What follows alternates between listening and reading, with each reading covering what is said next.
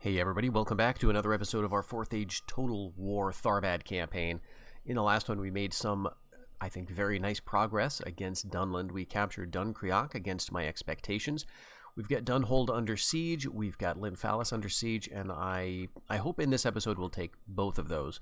And then we also got Dunfata, right? So we'll hopefully be able to put the final bit of pressure on them. The only settlements that are not under siege currently are Misty Mountains Hold and Anghall, and we want to be careful about this. What I'd like to do is retain Dunland as a protectorate. Admittedly, they're not going to be very useful to us as a protectorate just now, because the places that they currently own are not going to be buffers for us against any other faction. We don't have, for example, any real land borders across the lower Eisen. The only place the Eisen can be crossed in this mod is right here. And so that means that all of this is totally safe as long as we hold the the Gap of Rohan, essentially. And our threat is going to come from Rohan, and maybe even this episode they will betray us, because they've just also lost their border with Dunland, who is, let's see what they're doing. They are still at war with the Dunabar, and they're at war with Harad. I don't know where Harad is currently, but they do share a border with the Dunabar, and so maybe that'll keep them busy. Maybe because they're allied with me and with the Reunited Kingdom, maybe Rohan will decide to move its armed forces into the east, which would certainly make sense, but that's not always what the AI does, as we know. Why then try to get a protectorate with Dunland? Well, because it's fun. I just like the idea of it. It also tends to make you very rich, because if you get a protectorate, although it costs you a ton of money, the AI faction who you own will pay that back and then continue paying it back. And as long as they have some economic infrastructure, they will just repay that several times over the course of the campaign. And the other thing is, as long as you can keep hold of them, and there are a few ways to do that, then you can have an effectively safe border, which is almost unheard of in Rome Total War. I know that the diplomacy in Total War games has been improved in the later games. It's one of the few things that I can say has been improved. AI makes more diplomatic sense, especially in the very recent games. So I'm talking about, in particular, let's see, what have I played? Thrones of Britannia. That, to me, is the game where diplomacy makes the most sense. I haven't played Three Kingdoms. I haven't played any of the Warhammer games. I've played a little bit of Pharaoh and none of Troy, so I can't really speak to those others. Pharaoh seems reasonable to me. You can get factions to do stuff in a way that doesn't seem too ridiculous. And I know that Rome Remastered made some changes in the diplomacy that at least made the diplomacy system more transparent to the player, and they also made it so that it is gameable to a greater extent than it was in the original game. But still, with the original game, there are some fun things you can do. So your protectorate will become passive. They will not attack. They will not do anything. When people talk about their protectorate backstabbing them, I think that is because they've allowed themselves to get into a diplomatic situation where their protectorate could choose to drop their alliance with you, the player who owns them. And I don't want to get into all the details of that right now, but maybe if this becomes a reality, then we will see how it goes. My plan long-term would be, one, to get a protectorate with Dunland, mostly for bragging rights, because I think it's cool. But long-term, it would be to put them someplace where they could serve as a buffer, potentially giving them this land down here, maybe even giving them Dunfrecca, because I don't really care about Dunfrecca. But if we could have, if we could own, let's see, the outpost of Dolmoran, which we need, and I also want to own Hornburg, that would be nice to have Dunland down here between us and the Reunited Kingdom. And that tends to work out very well when you have a protectorate that you're using in that fashion. So what I've done in the sort of very brief in-between time since the last episode is I've just reconfigured my stacks a bit. So I've left what is necessary to be a fitting garrison in Dunkreok. We're working on provincial pacification, and I've put the armed forces of a reasonable army under the command of Britta of Bree Hill. He is not good. in terms of being a governor, but, you know, he at least exists, so we'll take him. And I'm keeping him down here because, you know, I'm sort of expecting we're going to be attacked, and, you know, this could all be horrible. But we are able to, I think I can do this, we can get these guys up to be retrained. Probably want to go all the way to Tharbad with that. And hopefully we can resolve these sieges and get them up there safely. But if not, we're training other people. We'll bring them down, and hopefully we can handle Rohan. The other thing that I want to do is see about getting peace with Adunabar. Now that we no longer share a border, we can get a peace deal and maybe get a lot of money out of them for it. And I know that Adunabar has some territory right here that might be faster to get to, but I want to send my emissary down through Anorian down towards the lower Anduin, because I don't know what any of this looks like currently. So I'd like to get some vision on that part of the world. Elsewhere in the north, we're just kind of building as we can. I'm making a lot of money currently. So as you can see, we're up over 130,000, which is very nice. And this is also very nice to see that Rohan is actually moving away.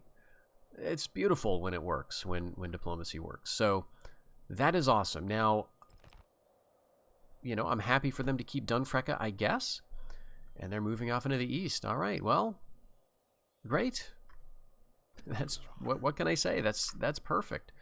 We actually maybe don't need a spy down here, because Dunland has built a watchtower right here for me, and that looks to Dunfrecka, so I can see exactly what Dunfrecka has going on. I'll keep my emissary near Hornburg for now. We've got another one, which, yeah, I'll keep in the area in case we need to desperately bribe another faction. Let's just move these guys north still. You know, I'm not too worried about them. If they get wiped out, not a big deal. I am going to bring these guys down to support the siege of Lymphalis. I don't feel great about how this is going to go, so I want to just keep feeding troops into this. You know, I'd like to auto-resolve it ultimately, or maybe wait for this guy to just die of old age because he's getting pretty old. But let's see, what has it got? 3 seasons, so it might just fall. This has got 5. You know, it doesn't look like they're taking anybody out of here. Ooh, I'm not sure if they lost a family member here. Let's see. Oh, okay, no, good. They've still got a family member. Very good. That's fine. And there is another one here. Great. And are they training anything out of here? They can't. If they do, it'll probably be more of the tribal spearmen. What the AI seems to do when it's really low on population is you'll see them train a lot of cav, I think, and a lot of basically low number units.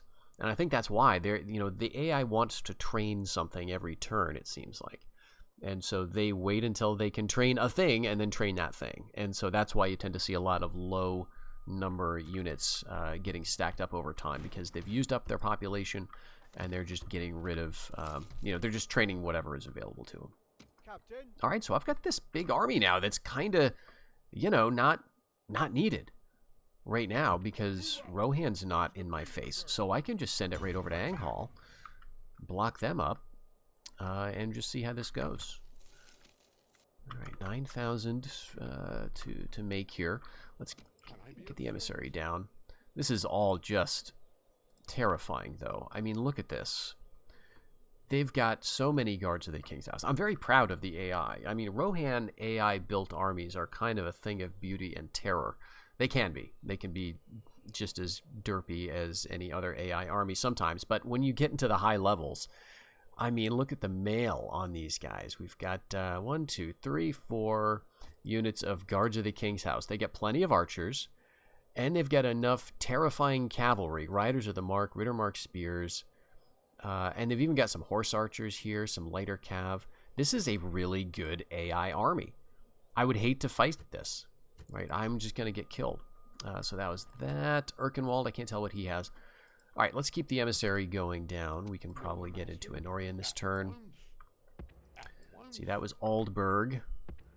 And this looks like it's... Okay, Reunited Kingdom has taken this. Okay.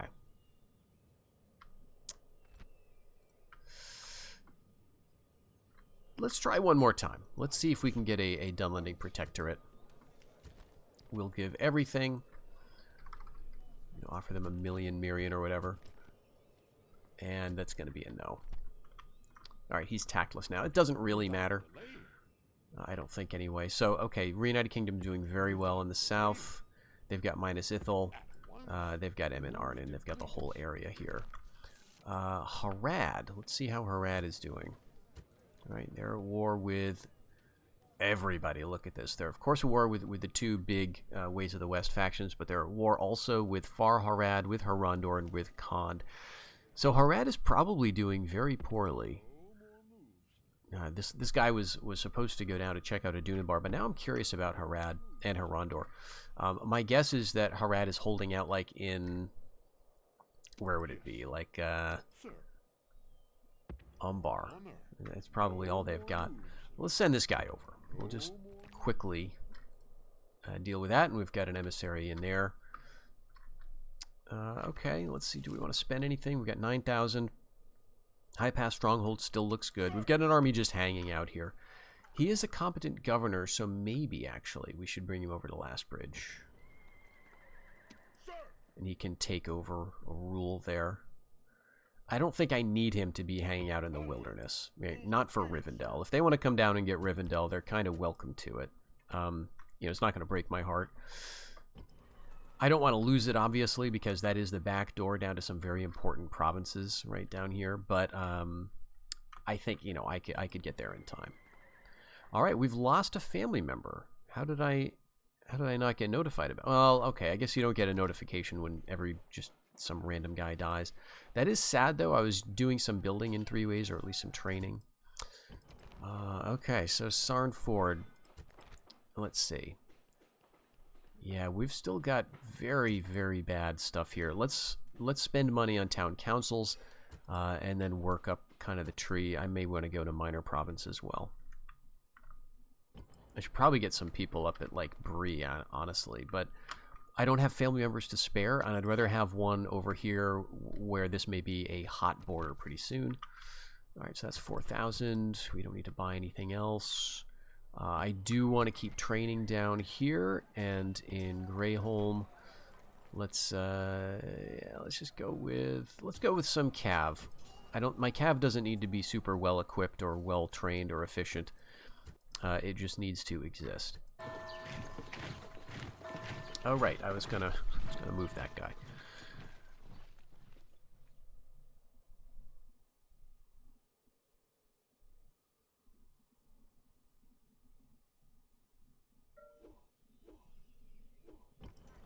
Captain. Okay, so this is just an old guy now, who I think I just had hanging around. Just some extra family member, and none of them are really good, so we were going to use them just for military stuff. Yeah, let's bring you guys, and yeah, let's take the most experienced guy.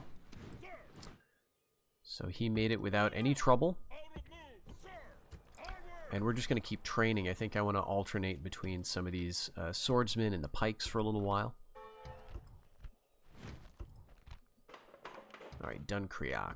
Let's get on Outland Dominion. It's going to bring in some nice money. Of course, the mismanagement is a problem, and we may want to think about moving our capital. Although I'm a little hesitant. This is our capital, and this is how bad Sarnford is. So I want to keep my mind on Sarnford so I can keep going up the building tree. All right, we've got Lord Treasurer. And right, let's see. Okay, great. So he's in Tharbad. All right, he's an adept governor. Okay, well actually then let's move him up to Bree. Right? Lord Treasurer gives you trade and income tax collection. Yeah, I think that would be good. We don't need the family members down here, really.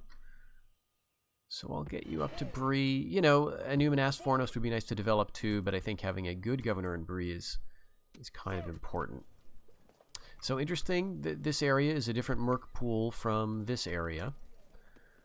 All right, let's get you down there. He's going to hurt income a little bit at first, but that's okay. We're going to go ahead and put this on local governance and untick so I can decide what to build. And let's just check his loyalty here. Yeah, discourteous. So that's given him some bad penalties. That's going to get better as he becomes governor and rules his own roost. Nothing going on at the High Pass stronghold, which is nice. So let's keep the spy going. All right, Bjorning still hold that, and we do have an Adunabar army right here. Let's go see if they'd be willing for some peace. So ceasefire. We can't trade with them because we don't share a border. But let's. I mean, I could ask for some provinces, and they might even give it, but I don't really want them. So let's ask for a single payment. 10,000. No, too generous. All right, we'll keep at it because I think we can get some money out of these guys, and it would be good to wrap up that war. The wars in this mod actually do impact your king's authority. So having enemies is not necessarily a good thing. It's not a good thing. It is a good thing in the sense that, you know, if you have enemies and you're winning and you're conquering territory, you're growing your empire, that can be good for your faction leader's authority as well as for all the other obvious reasons. But if you're playing the authority game, you want to be keeping in mind that there are several factors. Let's see, where do we talk about authority? I think there is probably a building here. Is this where we talk about overextension, cultural conversion, chief cities, research, trade, pulling people to the dead? No, it's not here. Where did we put the information about faction leader authority? Is it in the opinion of liege trait? It could be somewhere. And, you know, this is one of the challenges we faced with trying to get information about new mechanics in a reasonable place in the mod. So discourtesy here. This is the one that I sort of spelled out more. There may be a sort of separate guide for authority somewhere hidden in the game files. Basically, there's 4 things that relates to authority, and I should have put it in here. But faction leader authority is affected or is affected by 4 things. One of them being how much money you got in your treasury. If you get a lot of money, you're going to have a higher authority. Another one of those things is going to be, I think, the building, right? Like so there's financial reasons. There's building reasons. There is the impact of owning territory that is good for your kingdom. Right, so owning important territory and just like kind of conquering more in general is a good thing. And diplomacy is also a factor. And specifically, here we go, we got no faction leader there anymore, so I think we can do an auto-calc. Yeah, let's do it. Clear victory. We did lose a few, but we got Lymphalis, and we got a new retinue out of it. Let's see. There's actually a lot of people here. So governed provinces, that's going to include Tharbad. It's also going to include Last Bridge now. Forodrain, rather. And we've also got a general or governor in Dunkreok. We could lay desolate and kill 1,000. We could expel and kill 700. Let's expel. Let's take some slaves here from the numerous but barbarous fisher folk along the coast. And this is not looking great. We are at low taxes, and we're still at 65. So we've got max garrison in terms of a percentage of the population. I think we've got a sort of a spy problem.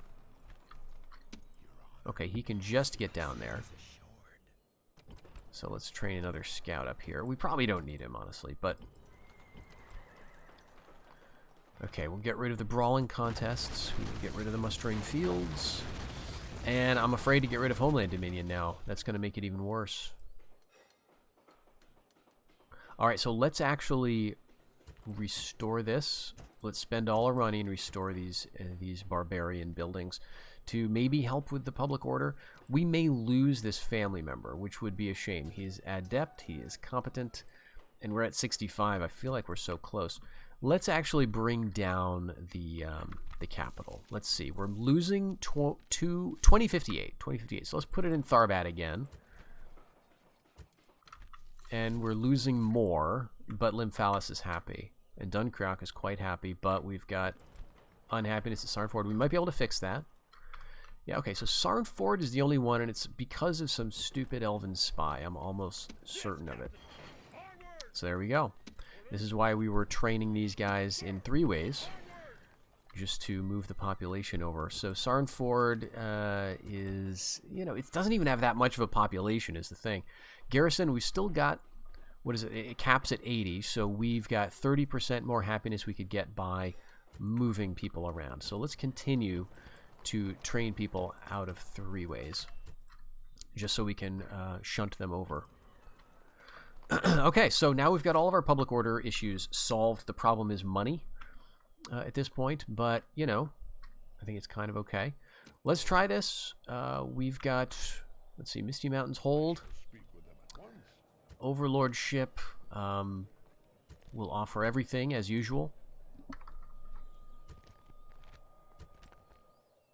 Nope. I think we need another army besieging that, and we do have another army right here. I forgot to train some more guys in Greyholm. Let's keep queuing up just a mix, so we're running out of population here. All right, let's go easy then. Yeah, I'll bring you guys over. There's hardly anybody in Misty Mountains hold. There is one family member there. There's another here, and he looks young. He's the heir. So I think we can get it. I think we can get our overlordship. Okay, how much time do we have? We get 8 seasons for this. And Furrow Drain. Everything else is built. You know, we've got the Dominion buildings everywhere. Oh, this is a Dunabar. Oh, I forgot about that one. Alright, you know what? It's risky. But that brought us exactly to 70. And let's just do this because otherwise I'm afraid I'll forget. And I think it'll help us. Alright. So we were not able to get peace with them. What about our emissary down here? Okay, we can now move him. Let's go down to Horondor. There's Harmen that is owned by Horondor, and, you know, I expect... Where's the siege? No marks of sieges anywhere. Very interesting. Okay, so here. And over here. So maybe Harad is just now coming under attack, and it's just holding out against all of its neighbors. So that would be interesting. I don't think Harad is expanding. If they were, I would expect to see them expanding up here. What year is it? 395. So we've been going for about 60... What is it? 365? We've been going for only 60 turns? Maybe right. Okay, so he became captain from taking Lymphalis. Alright, but yeah, we've got to actually... Let's keep going with these guys. And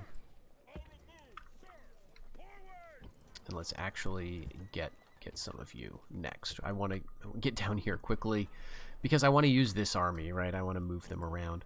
I don't think we did anything down here. Oh, that's right. We've got to still build Outland Dominion and Dunfata, so we're missing it here. I'm going a little too fast, maybe. But yes, authority... authority is also affected by the wars you're having, by the balance of alliances to enemies. And for different factions, those things can have a greater or lesser impact. For example, if you're a barbarian faction, it won't really matter so much what your diplomatic status is. You're going to get a lot of authority, or relatively more authority, for conquering, compared to, like, say, an elven faction, for whom it is much more important that you own elven territory and have good diplomatic relations, particularly with the Reunited Kingdom. So, anyway, that's why it is worthwhile to make sure that you are not just at war with everybody, because your faction leader's authority affects the opinion of liege trait. So my current faction leader, let's check him out. He's doing pretty good. We've got a lot of territory. We've got a lot of money. We are making sure that our money is being spent wisely, I think, right? Like we're not only investing in military stuff, and we don't have a ton of wars. But if we had more allies, that would be a good thing. It's just that we're not able to get a lot of allies. They just don't want to play with us. All right. So, yeah, we'll just bring you over. At this point, I'm not thinking that there's too many Dunlanding troops hanging around. I think they're mostly locked up in the cities. So this is a reasonable time once we get this guy under siege. All right, it's back to 2 seasons. What are we doing here? Let's just get some beefy axemen then, and we'll send this whole force over. Okay, yes, you go to Bree, please. And they like him there. Why is that? Well, he's an adept governor, so he's going to get some nice bonuses, I guess. And he's a follower of darkness, so that's not great. But let's get him down to the growth policy, and now we've got a governor in Bree, or we will. One thing I haven't checked that I wanted to do is see what we can train in Dunland, you know, eventually. So it's going to be, what is this, an Outland for us? I think we're working on, yeah, Outland. So Dunlanders Spearmen levies, so that's nice. Dunlanders Huntsman levies, those are skirmishers, that's less nice. And then we get Tharbad Militia, and then we get some of our tier 2 stuff, but we do get an assimilation unit in Dunland, and this takes the form of the Vassal Warhounds. I'd forgotten that we got this, but this is really cool. This is actually really cool because we don't get any other scary units. So this is the only unit that we can train that frightens the nearby enemy. And these are, you know, they're kind of expensive, 440 upkeep, but we can afford it. 90 soldiers. I don't know how this factors in when it comes to like garrison for public order, because a bunch of them are dogs, right? The men, like, this is not 90 men. This is like 15 men or something like that, and a bunch of other dogs. Anyway, this would be a good unit to have a couple of in our armies, particularly because we're going to need the edge if we go to war with Rohan in the Reunited Kingdom. But that's really cool. Spearmen levies, I love these guys. This is an awesome unit. I love the aesthetic. It is just low-tier barbarian scrubs, but they've got throwing spears, and there's a decent number of them. I like them a lot. Okay, so yeah, the Huntsman levies, just for completeness sake, they're these guys. These, you know, they're lower upkeep, I guess, than the Spearmen levies. Same numbers, same missile attack. I guess they get more javelins, and they're probably a little bit faster, I guess. Yeah, they are fast moving, and, you know, they can hide in the tall grass, so that's nice. They get a little more ambush potential, but I'm going to go with Spearmen almost all the time. Okay, this is just getting so rough. We've got, let's see, 7 seasons for this, 7 seasons for that. Where else am I going? We've got to actually hold out. I don't want to conquer any more places, is the thing. Right, like, because that's going to definitely put me into negative in terms of public order. What I might do, though, actually, is maybe I should take this guy out. I always forget to do this. Yeah. Yep. So oftentimes you've got generals that give you negatives to public order. I'm glad I took him out before he became the general. I don't really want him to be, or the governor of Lymphalis. But yeah, so he's Gondorian. That's hurting public order. Actually, no, he doesn't get the negative there. But he's Shadow Touch. That's hurting public order because he doesn't fit the population. He's probably got some other negatives there. So with that, we've still got enough people here that we're definitely hitting our 80% garrison threshold. That means we can actually move these guys. So let's move, let's see, I definitely want to take you guys out so we can retrain you somewhere else. But let's you.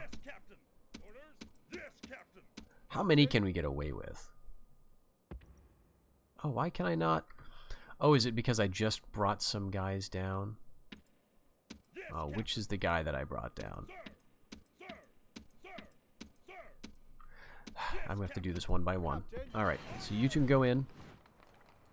Let's take you and you and you and you and you and you and you. You're the culprit. Okay. Can we take all of you? Yeah, that doesn't change it at all. And this is still going to continue to fall down to 400 because we don't have our own Dominion there. 65% unrest, again, seems a little high. Let's see, I can't take you, but I could do this. Okay, we can't do that, actually. So you'll go back. That's fine. And now we can bring these guys over to support sieges or whatever we need to. Sometimes it's nice when you're trying to get a protectorate to have an extra force just to help with the intimidation factor.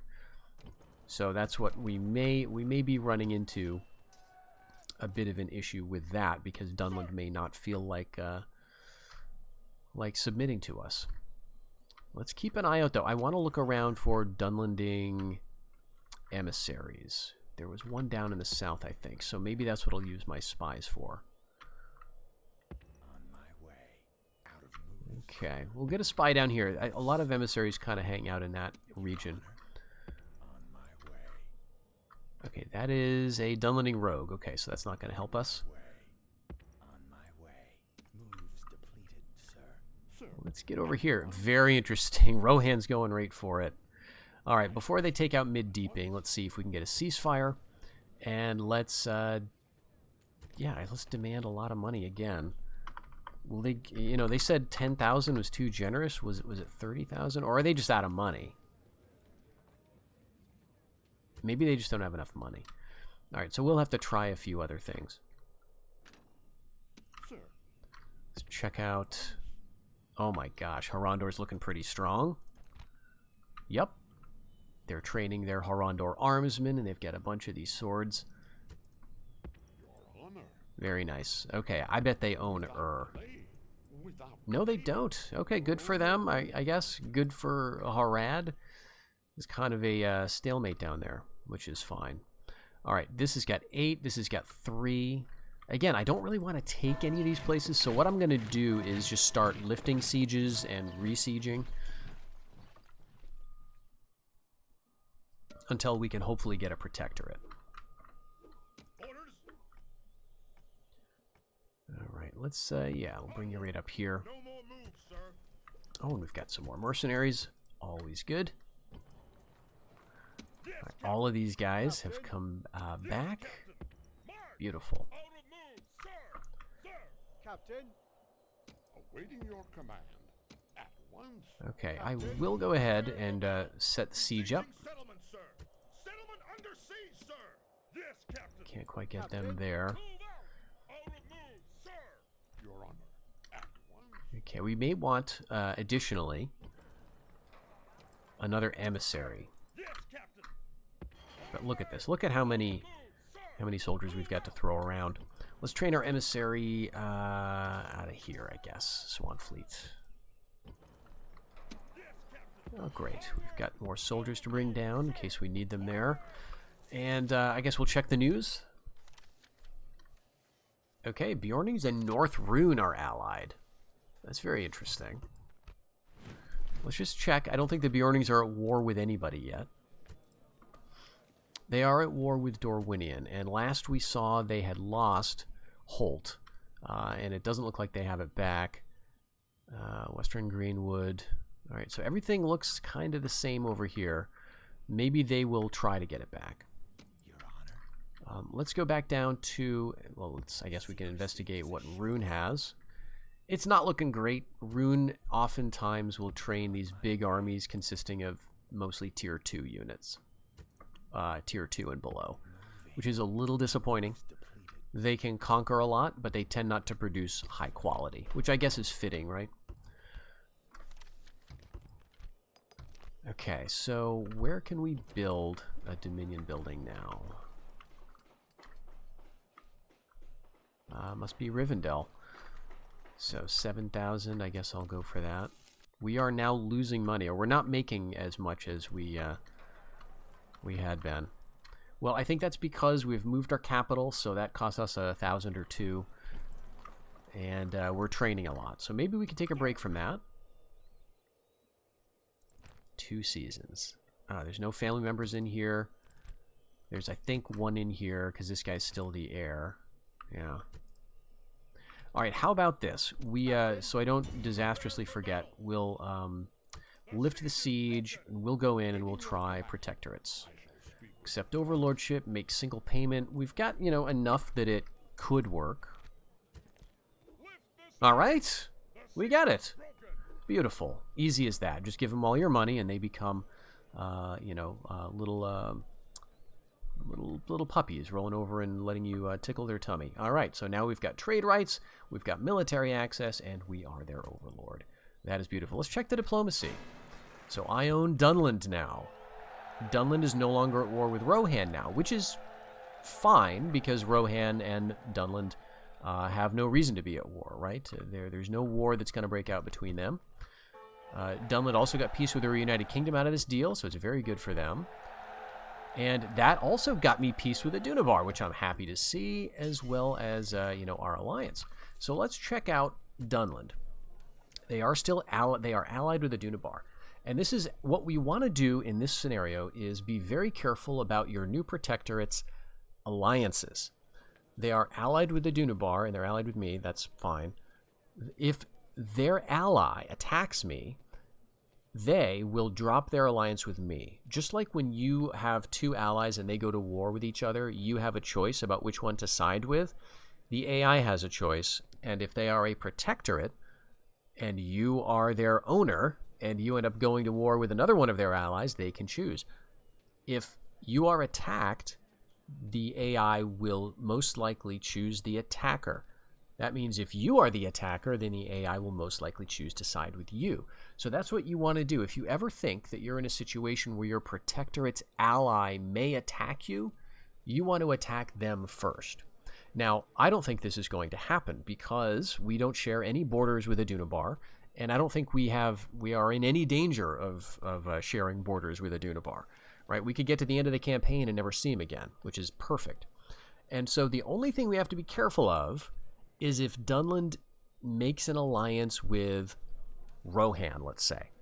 Because, as we know, Rohan is the faction closest to us, and they are our biggest threat in a lot of ways. So as soon as Dunland gets an emissary over to Rohan and starts to make an alliance, that's our signal to attack Rohan. So that's how this is going to go. We have, let's see, our protectorate has 3 provinces, one of which I do technically need for victory. We need Dunhold, and we need to own this ourselves. We cannot get this, it doesn't count if they own it. However, the game now considers that we own 26 provinces. That means we only need 4 more to get to victory. However, this is sadly a lie.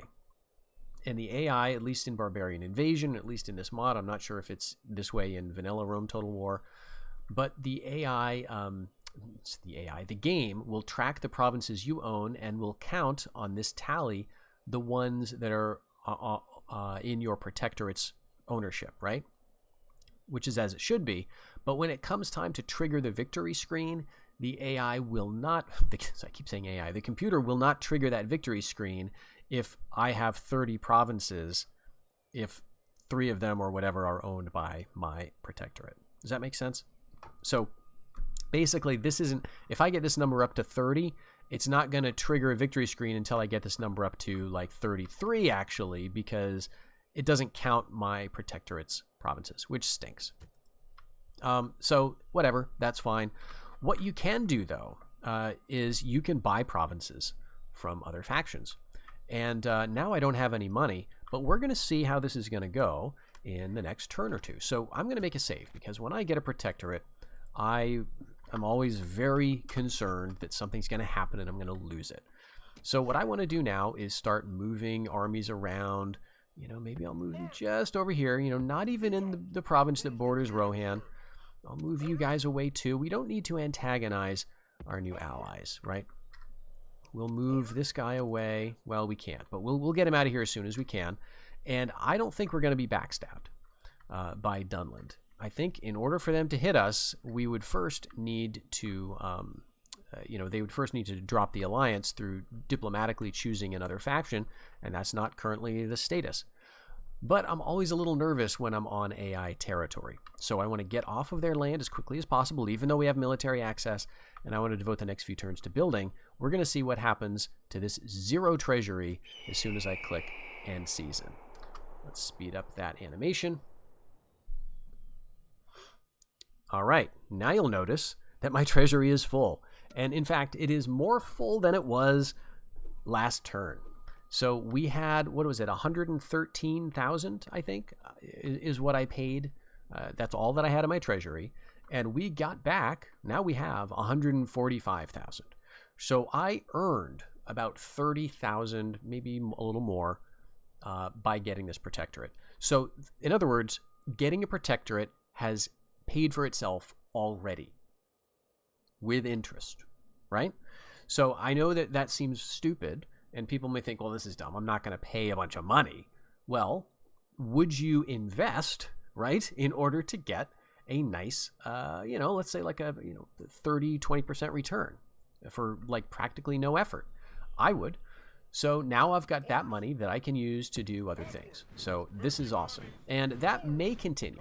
Now, it might not continue because sometimes factions just don't have the money, and they stop paying, the tribute to you. The way tribute works, I think, as I've heard people explain it to me, is that a protectorate faction will pay its owner a certain percentage of its funds or all of its funds past a certain threshold of money. So if the faction has, like, say, 3,000 in its treasury, you're not getting any, but if it has over 3,000, you're getting all of that. I don't know if that's the case, right? You might try it out by becoming a protectorate and see exactly what happens to your money each turn. If there are certain turns when you don't give away anything diplomatically, it'd be good to see that. If there are some, if you do give some amount of your money, no matter how much is in your treasury, that would be interesting to see as well. Let's check out the last season report to see what our income looks like.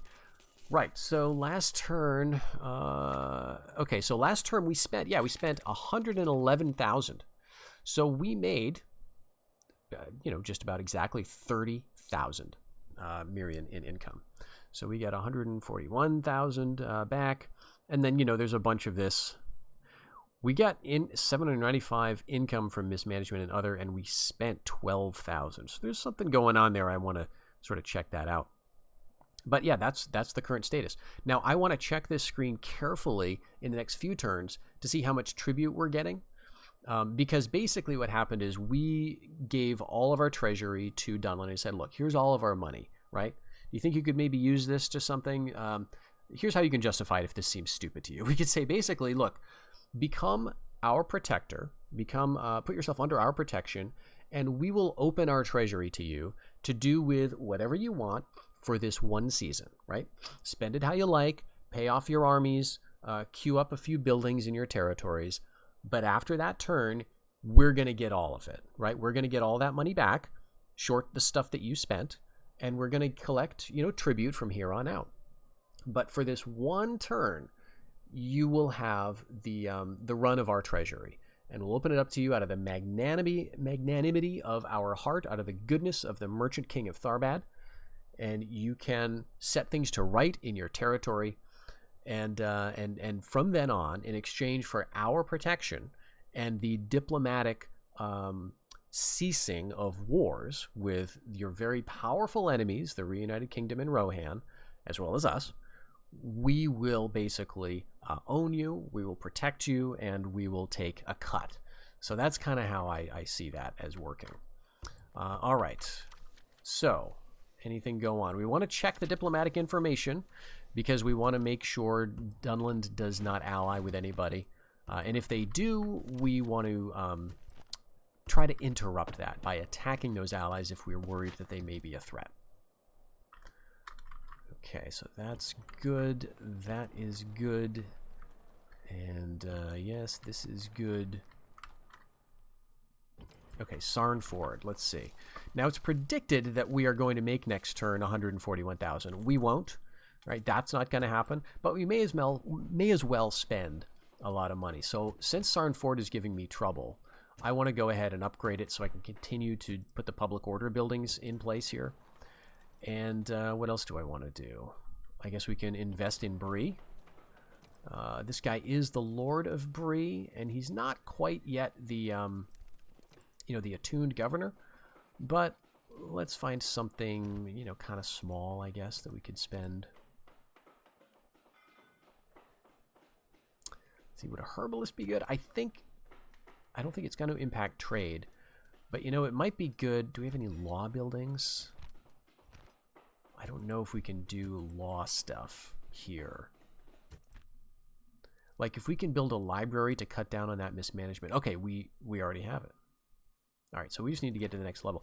Let's do it. 14,000, why not? That would have been good to wait for attuned governance. But let's see. Yeah, last bridge, did we decide that this gives us cavalry? It does not. But it does give mariner, swordsmen, and pikemen, so it might be good to build this up regardless. Let's do that, and let's try to keep above 100,000. So we'll probably kind of hold off there. And Rohan's going at Adunabar. What I'm kind of curious about is if Rohan will go to war with the Reunited Kingdom at some point. Because these guys are going to share an increasingly long border. Okay, Reunited Kingdom's still attacking Adunabar down there. Wow, we're seeing some big stacks, but they're mostly low tier. Alright, I guess I don't need 2 spies over here, but...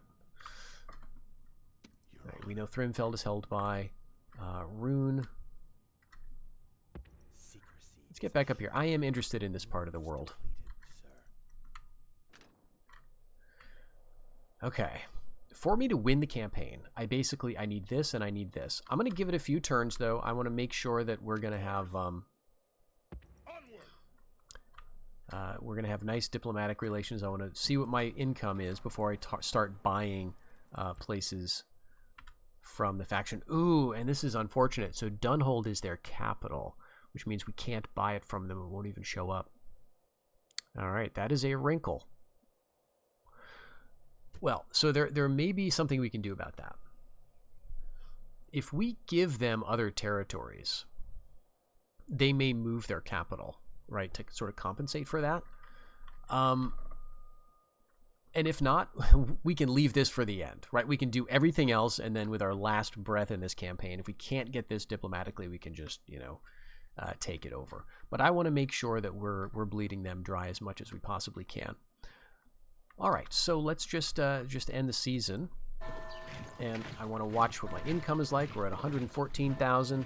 We got about, what is that, 6,000? We're up at 120, and I'm curious how much of that is tribute. No, we're at 125, so we got like 11,000.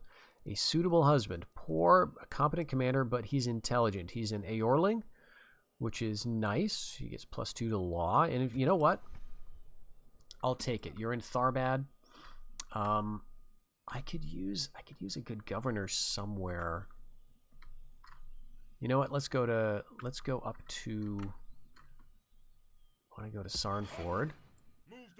Might be good. It might help root out the enemy agents. Typically, the bad thing in a Yorling governor is going to give you is, a penalty to dealing with enemy agents. However, he doesn't have that bad effect. So that's nice. Oh, I forgot to look at that. Someone tell me what that showed. How much tribute did we get? Damn. All right, what do I want to do here? You know what? We've got a free army. Let's go conquering these rebels. This is essentially a totally free army at this point, and we can finally claim Minhiriath and Aaron Vorn for our own. These are 2 free settlements, just been sitting here for quite some time.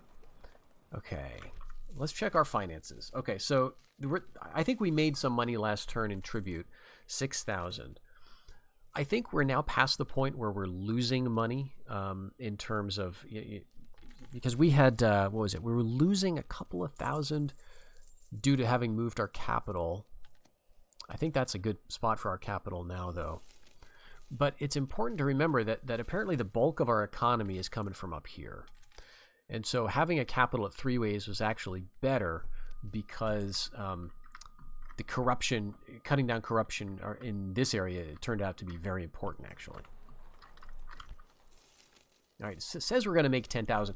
Once you get a protectorate, though, the projected profits are kind of suspect because this number is going to fluctuate. So it says we're making 6,000 a turn just off our protectorate. That's awesome. It looks like we're making another 4 or so thousand beyond that. And what's this? Shoot. All right, this is now a problem. Mid-deeping has fallen. So that means Rohan has this one potential place to conquer, but it doesn't look like they're interested in it. So they may be flailing around for something else to do. Your Honor.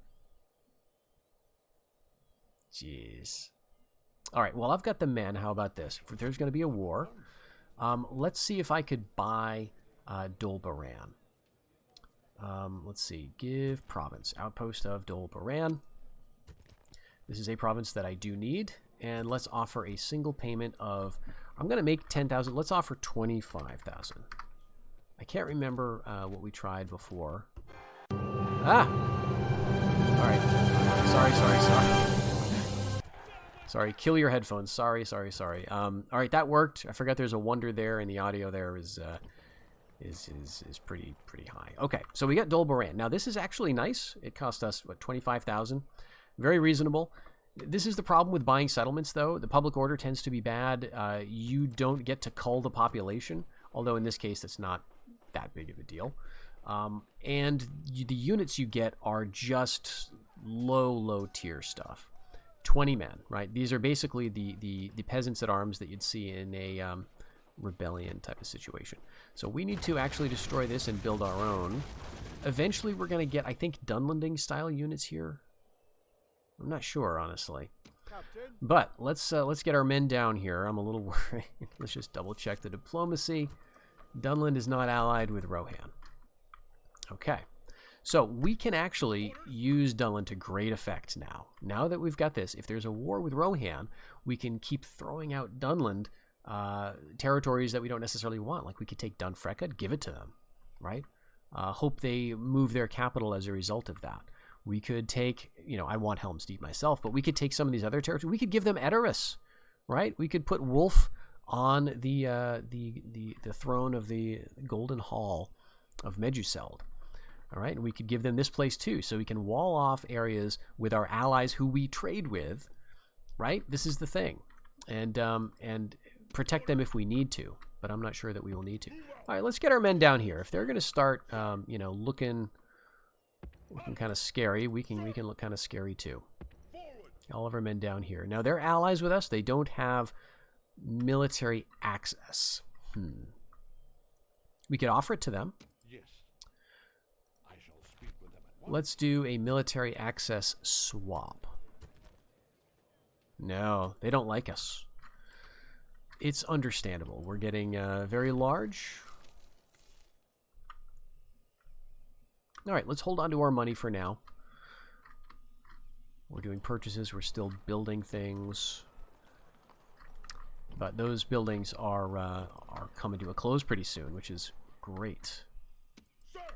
All right, even with all this, I still think that we can stand to move this army Captain. into the west. It's a good army, but I think we can do without them.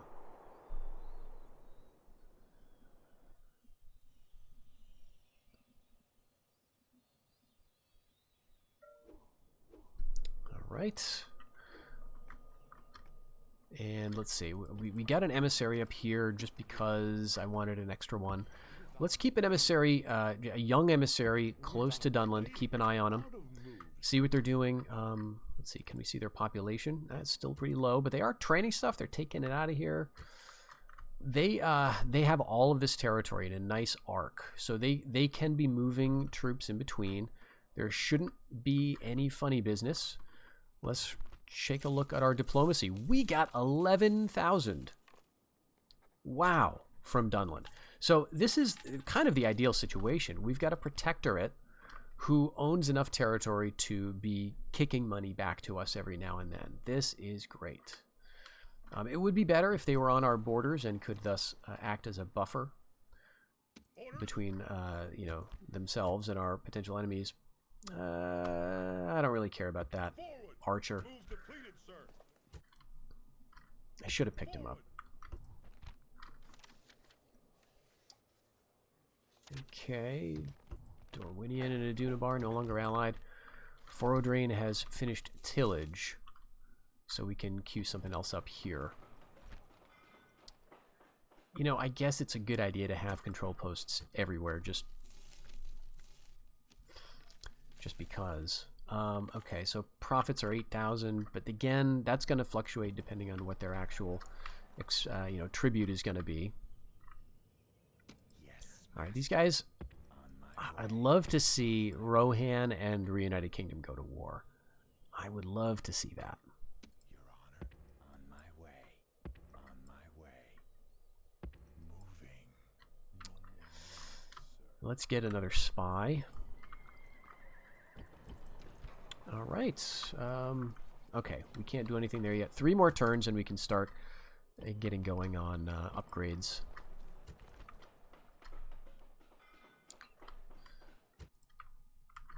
All right, well, let's just sit tight.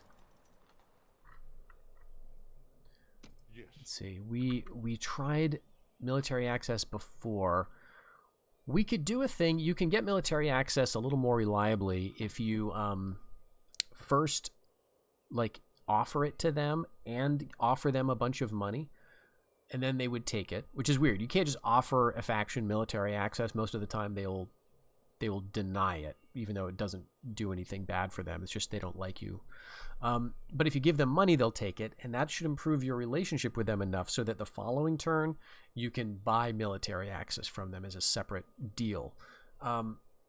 That'll cost you a lot of money, right? It can be about like 10,000 or so total, because you offer them military access, you offer them 10,000 as a gift, they accept. Next turn you ask for military access, you offer them about, you know, 5,000. See if that can work, right? That's kind of the way I approach it. All right, this is a full stack of kind of a reasonable army. It's not my ideal Rohan killing army, so maybe I should take a minute here and set that up. Right? Like, I don't know if I have an optimal Rohan killing army, quite honestly. So the reason I don't want to do that diplomacy to give them military access is because I don't think they need the money, right? And so if this is going to cause them to go to war with me, I guess you know, I'm happy to have that happen. Let's see. We've got you. Arguably, you can be better up here. Let's see, what would I rather have? We've got pikes. Do we have any other pikes? Yes, you can come down here. And who else do I not need? I don't need Tharbad militia, but there's none in here. I guess I don't need the mercenary bowmen either at all. I think the cav looks fine, and I think let's see, we've got 1, 2, 3. Yeah, let's swap these guys for another full archer unit. That gives us 2 of the longbowmen and 4 of the mariner bowmen. I think that's good. We've got 1, 2, 3 pikes. We've got 1, 2, 3 of these other spearmen who are reasonably good. A couple of axemen, basically full, and 1 swordsman, and then 4 cav. I think we want a good amount of cav fighting Rohan because they've got a good amount of cav, and we're going to need to, you know, defeat them in detail. But these armies are kind of small. I guess that's okay. We can augment with this and with supports later. So, yeah, let's just end the turn. All right, we'll go to Sarn Ford.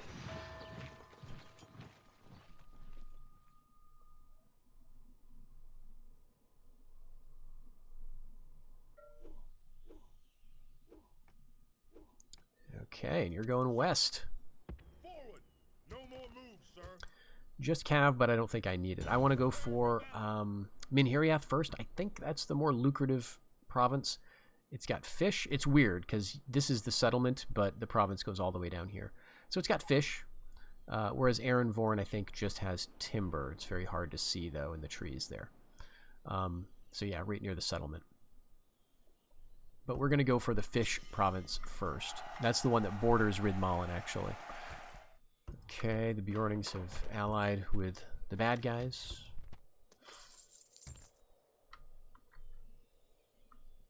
Noble master.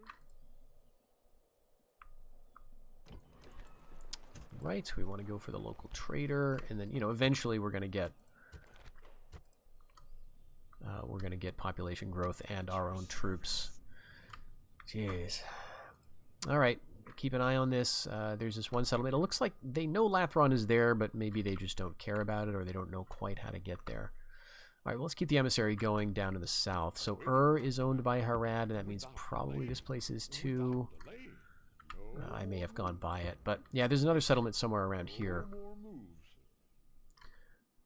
But otherwise, we're seeing these very large blocks emerging, including us, right? We've basically got Enidwythe and Arnor locked down, and we're doing quite well in terms of money. So I think this makes a decent point for us to stop the episode. In a few turns, we're going to have these Dominion buildings built, which is great. It's nice to have this breather so we can develop our provinces, and then we'll get Lymphalis going as well.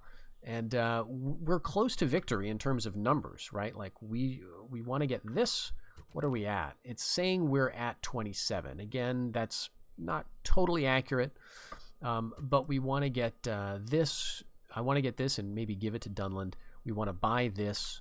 You know, we want to get down into Rohan a little bit, and then we'll see if the Bjornings start anything. So far, so good. But I hope you enjoyed this episode. Always fun to get a protectorate, and I'll see you in the next one.